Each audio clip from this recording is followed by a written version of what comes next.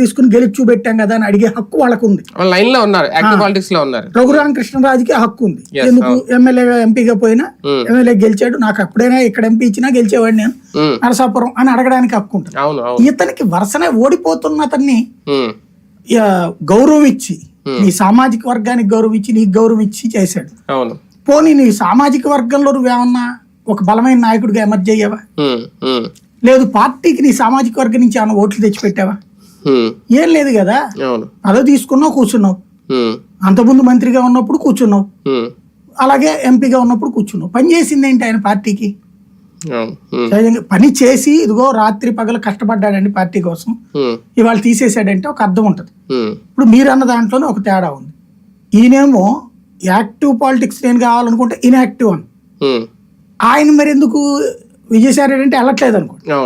ఆయన ఏంటి ఇన్యాక్టివ్ నుంచి యాక్టివ్ తీసుకొస్తున్నట్టు కదా, రాజ్యసభ నుంచి తీసుకొస్తున్నాను, కానీ వర్కౌట్ అవ్వలేదు కదా. ఎక్కడ అవుతుంది? ఆయన ఏంటి అక్కడైతే కనుక జగన్మోహన్ రెడ్డికే ఓట్లు తగ్గినాయి, మరి అప్పుడు వర్కౌట్ కాలేదని ఇంటికి వెళ్ళిపోతాడు రాజకీయం. లేదా ఇంతకుముందు చంద్రబాబు నాయుడుకి తగ్గిందని ఇంటికి వెళ్ళిపోతాడు రాజకీయం. లేదా లోకేష్ ఓడిపోయాడని ఇంటికి వెళ్ళిపోతాడా? పవన్ కళ్యాణ్ ఓడిపోయాడు. జగన్ గారి ఫార్ములా లెక్క తప్పిందా? అది వీళ్ళకి నచ్చక ఇప్పుడు బయటకు వచ్చేస్తారు. జగన్ ఫార్ములా కాదు, ఇక్కడ బేసిక్ గా మా ఆకాంక్షలకు అనుగుణంగా జగన్ ఉండట్లేదు అంటున్నారు. అంతేనా? ఇతను కోరుకునేది ఏంది? నాకు రాజ్యసభ కాదు, ఇది కావాలి. ఇప్పుడు మరి రాజ్యసభ అంటే ఏంటి? తెలుగుదేశం కూడా తీసుకుంటున్నారని అర్థం. ఇప్పుడు తెలుగుదేశం కూడా తీసేసుకుంటున్నారు. అది దానికి అతనికి ఏం పదవి ఇస్తానన్నారో తెలియదు. ఓ రకంగా చెప్పాలంటే రెండింటికి రాజీనామా చేసినట్టేనా? అంతే కదా.